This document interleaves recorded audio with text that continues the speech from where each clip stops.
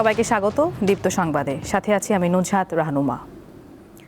একদিকে বৈশাখের তপ্ত রোদ, অন্যদিকে সড়কে ঘন্টার পর ঘন্টা তেলের জন্য অপেক্ষা। সব মিলিয়ে চরম দুর্ভোগের সময় পার করছেন যানবাহনের চালকরা। গত 1.5 মাস ধরে চলা জ্বালানি তেল নিয়ে এমন চিত্র রাজধানী ঢাকা সহ সারা দেশের। সরবরাহে ঘাটতি থাকায় বেশিরভাগ ফিলিং স্টেশন থেকেই পূর্ণমাত্রায় তেল দেয়া বন্ধ রয়েছে। ফলে যেগুলো চালু রয়েছে সেখানে তেল নিতে যানবাহনের চাপ বেশি পড়ছে। ফলে অনেক স্থানে অপ্রীতিকর ঘটনাও ঘটছে।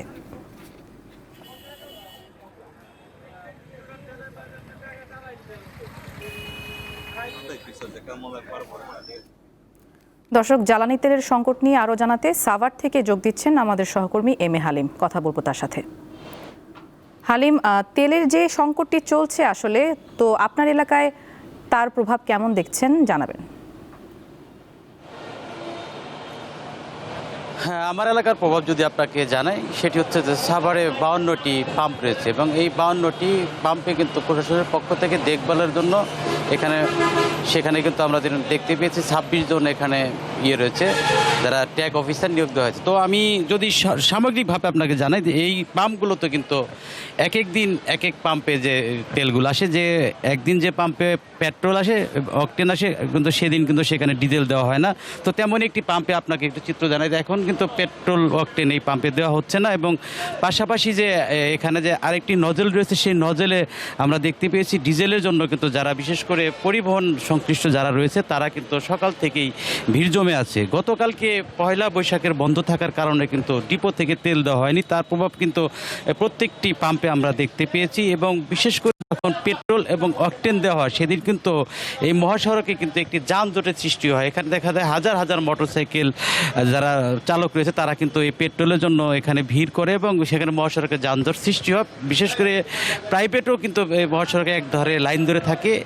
আপনি জানেন যে এখন ইরি মৌসুম চলছে, সেই ইরি মৌসুমে কিন্তু অনেকে কিন্তু এই যে ডিজেল নেওয়ার জন্য কিন্তু সেখানে বিভিন্ন যে ড্রাম নিয়ে আসে কিন্তু অনেকে ফিরে যাচ্ছে। তো এই মুহূর্তে একটি পাম্পে যেটি দেখতে পাচ্ছেন যে পরিবহন সংশ্লিষ্ট তারা কিন্তু এখানে ডিজেল নিচ্ছে এবং তাদের চাহিদা অনুযায়ী যে ডিজেলটি পাওয়ার কথা সেগুলো পাচ্ছে না, যদিও অনেক ক্ষেত্রে বাদানুবাদ হচ্ছে যে একটু বেশি পরিমাণ ডিজেল দেওয়ার জন্য। এবং পেট্রোল অকটেনের ক্ষেত্রেও আমরা দেখতে পাই যে বিভিন্ন সময় বিভিন্ন যে পাম্প কর্তৃপক্ষ যারা রয়েছে তাদের সাথে কিন্তু তর্কাতর্কি এবং অনেক ক্ষেত্রে মারামারির ঘটনাও ঘটেছে, এমনটি দেখতে পাই। সেক্ষেত্রে কিন্তু পুলিশের হস্তক্ষেপও আমরা দেখতে পেয়েছি। সব মিলিয়ে যে সাভার এবং আশুলিয়া এবং পাশাপাশি যে ধামরাই, সেখানে কিন্তু আপনাদের এই তেলের যে প্রভাবটি পড়েছে সেটি আমরা স্পষ্ট সেটি লক্ষ্য করতে পারছি এবং এখন পর্যন্ত নুজহাত যে এই অঞ্চলে যে স্বাভাবিক যে সরবরাহ সেটি সারা দেশের মতো কিন্তু ব্যাহত হচ্ছে, এমনটি আপনাকে বলতে পারি।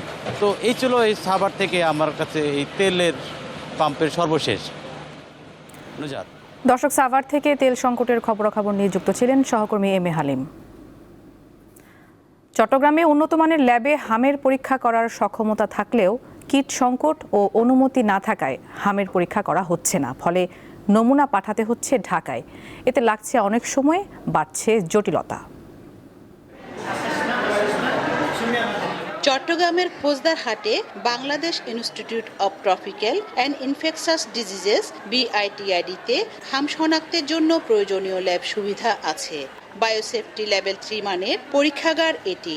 প্রতিদিন অন্তত 100 হাম রোগীর নমুনা পরীক্ষার সক্ষমতা আছে এখানে, কিন্তু সংশ্লিষ্ট কর্তৃপক্ষের অনুমতি না মেলায় এখনও পরীক্ষা শুরু করা যাচ্ছে না।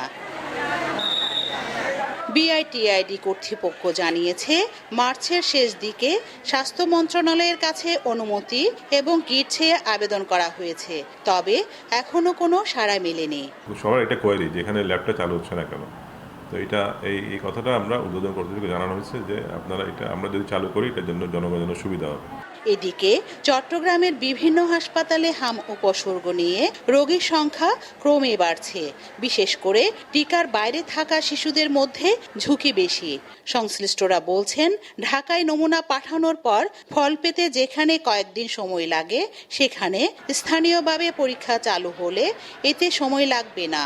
এতে দ্রুত রোগ শনাক্ত হবে এবং সংক্রমণ নিয়ন্ত্রণেও সুবিধা হবে। যাদের এখনো গত 6 মাসের মধ্যে ভিটামিন এ ক্যাপসুল খায়নি, তারা যেন ভিটামিন এ ক্যাপসুলটা নিকটবর্তী স্বাস্থ্যকেন্দ্রে যোগাযোগ করে তাদের বয়স অনুযায়ী ডোজ ঠিক করে খেয়ে নিয়ে শিশুর পুষ্টিমান যেন ঠিক রাখা হয় এবং যাতে শিশুকে একটু স্বাস্থ্যকর পরিবেশে রাখা যায়, এটা চেষ্টা করলে আমার মনে হয় হাম খুব বেশি ভয় পাওয়ার কিছু নেই। বিভাগীয় স্বাস্থ্য পরিচালক জানান, বিষয়টি দ্রুত সমাধানে ঊর্ধ্বতন মহলের সঙ্গে যোগাযোগ অব্যাহত রয়েছে। নমুনা পরীক্ষার বিষয়ে এই সিদ্ধান্ত আসে আমাদের কেন্দ্রীয়ভাবে সেন্ট্রালি, এবং এই মুহূর্তে আইপিএস ছাড়া সারা বাংলাদেশের আর কোথাও এই টিকা এই স্যাম্পলগুলো পরীক্ষা করার কোনো সুযোগ এখন আমরা তৈরি করতে পারি নাই। বিশেষজ্ঞরা বলছেন, হাম অত্যন্ত সংক্রামক হওয়ায় দ্রুত শনাক্ত ও আইসোলেশন জরুরি, কিন্তু পরীক্ষার ফল পেতে দেরি হলে আক্রান্ত ব্যক্তি অজান্তে অন্যদের মধ্যে সংক্রমণ ছড়িয়ে দিতে পারে, ফলে প্রাদুর্ভাব নিয়ন্ত্রণ আরও কঠিন হয়ে ওঠে। রুনা আনসারি, দীপ্ত সংবাদ, চট্টগ্রাম। মাছের প্রজনন ও বেড়ে ওঠা নিশ্চিত করা এবং বঙ্গোপসাগরের জীববৈচিত্র্য রক্ষায় দেশের সামুদ্রিক জলসীমায় শুরু হয়েছে সব ধরনের মাছ শিকারে নিষেধাজ্ঞা। গত মধ্যরাত থেকে শুরু হওয়া এই নিষেধাজ্ঞা আগামী 11 জুন পর্যন্ত কার্যকর থাকবে। তবে জেলেরা জানান, তাদের অনেকেই তেলের সংকটের কারণে সাগরে মাছ শিকারে যেতে পারেননি। তার উপর নতুন এই নিষেধাজ্ঞার কারণে কর্মহীন হয়ে দুশ্চিন্তায় পড়েছেন তারা। মৎস্য কর্মকর্তারা জানান, নিষেধাজ্ঞা চলাকালে নিবন্ধিত জেলেরা সরকারের পক্ষ থেকে চাল সহায়তা পাবেন। এক্ষেত্রে প্রত্যেককে 2 ধাপে 77 কেজি করে চাল দেওয়া হবে। নিষেধাজ্ঞা সফল করতে বরফ কল ও জ্বালানি সরবরাহ বন্ধের পাশাপাশি নজরদারি বাড়ানো হয়েছে। এছাড়া আইন অমান্যকারীদের বিরুদ্ধে ব্যবস্থা নেওয়ার হুঁশিয়ারিও দিয়েছেন মৎস্য কর্মকর্তারা।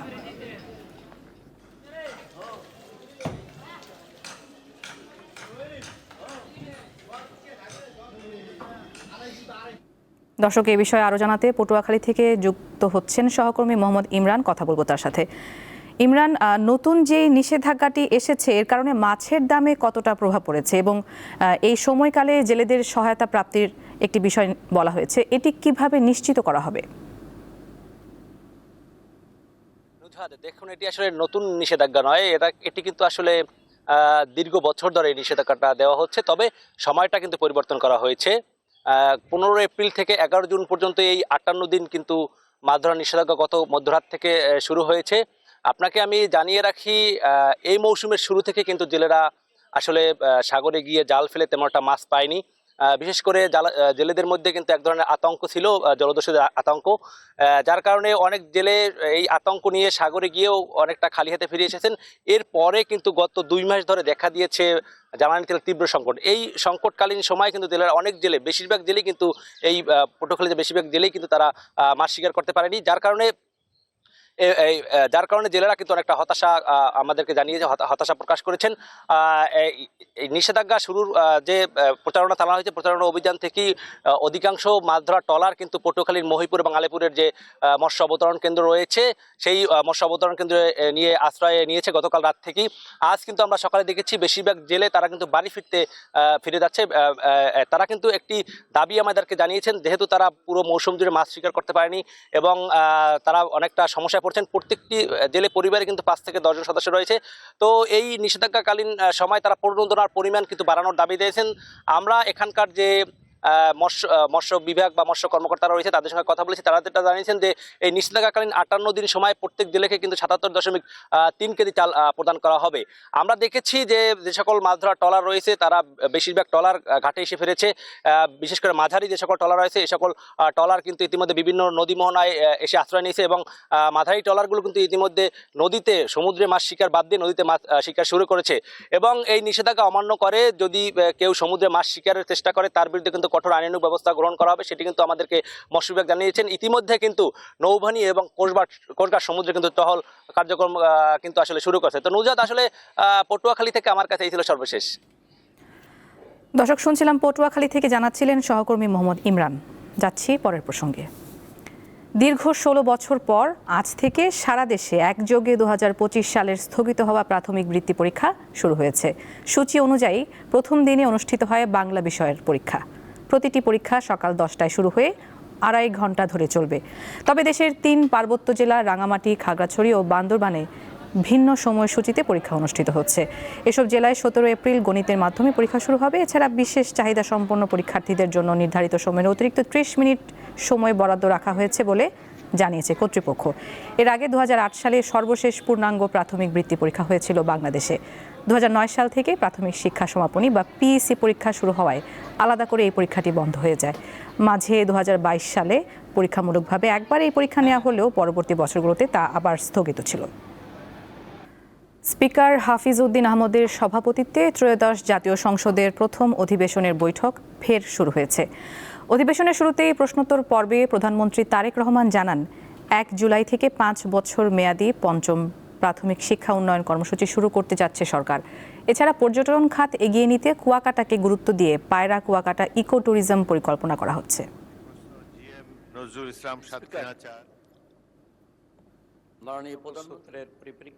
শিক্ষকদের শিক্ষার মান এবং দক্ষতা বৃদ্ধির লক্ষ্যে বিশেষ প্রশিক্ষণ কর্মসূচির আওতায় আনার ওপর গুরুত্ব প্রদান করা হয়েছে। বর্তমানে প্রাথমিক বিদ্যালয়গুলোতে মোট শিক্ষকের সংখ্যা 3,76,489 জন। এর মধ্যে চতুর্থ প্রাথমিক শিক্ষা উন্নয়ন কর্মসূচির আওতায় ইতিমধ্যেই 1,30,000 শিক্ষককে ইংরেজি বিষয়ে প্রশিক্ষণ প্রদান করা হয়েছে। মাননীয় সংসদ সদস্য, আপনি জেনে আনন্দিত হবেন যে আগামী 1 জুলাই 2026 হতে 5 বছর মেয়াদী পঞ্চম প্রাথমিক শিক্ষা উন্নয়ন কর্মসূচি সরকার শুরু করতে যাচ্ছে এবং এই কর্মসূচির মাধ্যমে অবশিষ্ট যে শিক্ষকবৃন্দ আছেন তাদেরকেও ইংরেজি বিষয়ে শিক্ষা প্রদানের পরিকল্পনা বর্তমান সরকারের রয়েছে। পরের প্রসঙ্গ, শত কোটি টাকা ব্যয়ে নির্মিত ফসল রক্ষা বাঁধই এখন সুনামগঞ্জে হাওরের ফসল নষ্টের অন্যতম কারণ বলে মনে করছেন কৃষকরা। অপরিকল্পিতভাবে বাঁধ নির্মাণের কারণে এই অবস্থা তৈরি হয়েছে বলে তাদের মত। তবে অভিযোগ নাকচ করেছে স্থানীয় পানি উন্নয়ন বোর্ড। বইয়া আমার ক্ষেতের সামনে বইয়া আল্লাহ করো, আমার ক্ষেতটা তো ফাইনাল লিয়া গেছে কি, তা আমি অনেক কিতা করি, ওই আমি কান্দা খুঁটি করিয়া বইয়া রয়েছি, আর অনেক আমার কোনো উপায় নাই। লেখানার বাচ্চা কাচ্চারা পড়াশোনায় করাইতাম কিরকম। এই যে দেখুন ভাই, এই যে ধানটা আশা পানি তুলে যার এই বান দেওয়া আপনার তো ক্ষতি হয়েছে, লাভ হয়েছে না। লাভের লাগে কৃষকের লাগে বান দেওয়া হয়েছে, কিন্তু বান দেওয়ায় একটু পানিও যায় না, আর সম্পূর্ণ পানি দেশের বৃষ্টি জন্য আমার ক্ষেতটা ধ্বংস হয়ে যায়। কৃষকদের এমন স্বপ্ন ভাঙার গল্প এখন সুনামগঞ্জের ঘরে ঘরে। যে বাঁধ রক্ষা করার কথা ছিল ফসল, সেই বাঁধেই কাল হয়ে দাঁড়িয়েছে কৃষকদের। আমার 18-16 একর জমি পানি চলে গেছি, মাত্র 5 একর জমি আছে বাসা, এটিও যাওয়ার পথে। এই বানটা যদি ছাড়তো তাহলে তো কিছুটা তো অন্ততপক্ষে খাওয়ার রিজার্ভটা তো অন্ততপক্ষে তোলা গেল না। যে পানিতে চলে যেতেছে ধানগুলা, এগুলা কিছু করার মতো না, এগুলো গরুরা কাটিয়া গরু ছাগলের ঘাস হিসাবে নিতেছি আমরা। এমন অবস্থা, প্রশাসনের কাছে বারবার যাওয়ার পরে প্রশাসনের কোনো পদক্ষেপ নিতেছে না। হাওর বলতে এই দিনের বেরিবাদ দেওয়াইছে, বেরিবাদ তো দেওয়ানি অর্থটা গেল হাওর বাঁচানি। কৃষকদের সারা বছরের একমাত্র পুঁজি এই ফসল রক্ষা করতে সংশ্লিষ্ট কর্তৃপক্ষ কি ধরনের উদ্যোগ গ্রহণ করছে, চলুন জেনে আসি সেটি। বিভিন্ন জায়গায় তারা আতঙ্কিত যে তারা যদি বাঁধ কেটে দেয় এবং তারা ডাউনস্ট্রিমে যদি পানি চলে আসে তাহলে হয়তো তাদের ধান ডুবে যাবে। এই জন্য আসলে মূলত তারা কাটতে দিচ্ছে না। কিন্তু এই বাঁধগুলো যদি কেটে দেওয়া হয় তাহলে কিন্তু আমাদের যে সুনামগঞ্জে হাওরের যে জলবদ্ধতা রয়েছে এবং সেগুলো কিন্তু ওই পানিটা কিন্তু রেগুলেটর দিয়ে বের হয়ে যাওয়ার কথা ছিল। পানি উন্নয়ন বোর্ড প্রশাসন তাদের কোনো ধরনের কোনো উদ্যোগ আমরা দেখছি না এই জলাবদ্ধতা নিরসনে। কিছু কিছু জায়গায় কৃষকরা তারা ধান বাঁচাইতে বাঁধ কেটে দেওয়ার প্রক্রিয়ায় চলে যাচ্ছেন এবং এখানেও কিন্তু তারা আইনিভাবে বাধাপ্রাপ্ত হচ্ছেন। পানি উন্নয়ন বোর্ড বাধা দিচ্ছে, প্রশাসন বাধা দিচ্ছে। কৃষকরা অভিযোগ করছেন অপরিকল্পিত বাঁধের কারণেই যেই ফসল আর কয়েকদিন পর বৈশাখে গড়ে তোলার কথা, সেই ফসলেই এখন তাদের চোখের সামনে বৃষ্টির পানিতে নষ্ট হয়ে যাচ্ছে। সামাজিক প্রতিষ্ঠা, অর্থনৈতিক মুক্তি ও স্বাবলম্বী হওয়ার আশায় পাহাড়ে অনেক নারী গড়ে উঠছেন উদ্যোক্তা হিসেবে। তবে সহজ শর্তে ব্যাংক ঋণ না পাওয়া এবং প্রশিক্ষণের অভাবসহ নানা কারণে বাধাগ্রস্ত হচ্ছে এমন উদ্যোগ। ক্ষুদ্র কিংবা মাঝারি সব ধরনের উদ্যোক্তাই মুখোমুখি হচ্ছেন নানা প্রতিবন্ধকতার। নানা প্রতিকূলতা ও সংকট পেরিয়ে ক্ষুদ্র ব্যবসা, বুনন শিল্প, জুম চাষ ও হস্তশিল্পের মাধ্যমে সফল উদ্যোক্তা হিসাবে গড়ে উঠছেন খাগড়াছড়ির পাহাড়ি নারীরা। উচ্চশিক্ষার পাশাপাশি মেধা ও শ্রমে স্বাবলম্বী হয়ে পরিবার ও সমাজের অর্থনীতিতে গুরুত্বপূর্ণ অবদান রাখছেন। চাকরির খোঁজে না ছুটে নিজেদের কর্মঠ করে গড়ে তুলছেন তারা। ঐতিহ্যবাহী থামি, পিনন এবং বাঁশ-বেতের সামগ্রী তৈরি করে স্থানীয় ও জাতীয় পর্যায়ে সুনাম অর্জনের পাশাপাশি অর্থনৈতিকভাবে ঘুরে দাঁড়াচ্ছেন নারী উদ্যোক্তারা। বর্তমানে খাগড়াছড়ি পার্বত্য জেলায় দেখা যায় আপনার উদ্যোক্তাদের সংখ্যা খুব বেশি, কিন্তু হিসাব করলে আপনি দেখবেন অর্ধেকই কিন্তু নারী। আর দেখবেন এখন উদ্যোক্তা হিসেবে যারা পেশায় চলে আসতেছেন তারা অধিকাংশই কিন্তু অনেক শিক্ষিত। পড়াশোনার পরে কিন্তু দেখা যায় আমরা নারীরা এখন ব্যবসায়টাকে একদম মেইন পেশা হিসেবেই কিন্তু বেছে নিচ্ছি। তাদের দাবি সরকারি সহায়তা, প্রশিক্ষণ প্রণোদনা এবং সহজ শর্তে ঋণ সুবিধা নিশ্চিত করা গেলে আরও স্বাবলম্বী হয়ে উঠবে পাহাড়ের নারীরা। আমি সরকারকে এবং ব্যাংকে আমি রিকোয়েস্ট করব যে আসলে আমাদের যে উদ্যোক্তা আছেন তাদের দিকে সুদৃষ্টি দিয়ে আমাদেরকে কিছু সহজ শর্তে যদি কিছু আমাদেরকে ঋণ দেওয়া হয় তাহলে আমরা সামনে আবার এগিয়ে যাওয়ার চেষ্টা করব। আমাদের এখানে অনেক কাঁচামালের সহজলভ্যতা রয়েছে, কিন্তু সঠিক প্রশিক্ষণের অভাবে আমরা সেগুলো কাজে লাগাতে পারি। নারীদের আত্মনির্ভরশীল ও উদ্যোক্তা হিসাবে গড়ে তুলতে প্রশিক্ষণের পাশাপাশি বিভিন্ন ধরনের সহযোগিতা দিয়ে যাচ্ছে মহিলা বিষয়ক অধিদপ্তর। খাগড়াছড়িতে যে নারী উদ্যোক্তারা এখন এসেছে প্রায় সবাই ভালো শিক্ষার পাশাপাশি ওরা শুধু চাকরির জন্য অপেক্ষায় না থেকে, অন্যের মুখাপেক্ষী হয়ে না থেকে ওরা নিজেরাই উদ্যোগ গ্রহণ করছে, বিভিন্ন উদ্যোগ গ্রহণ করছে এবং সেই সাথে নিজের ভাগ্য উন্নয়নের জন্য তো কাজ করছে এবং পিছিয়ে পড়া যে নারীরা আছে তাদের ভাগ্য উন্নয়নেও কাজ করছে।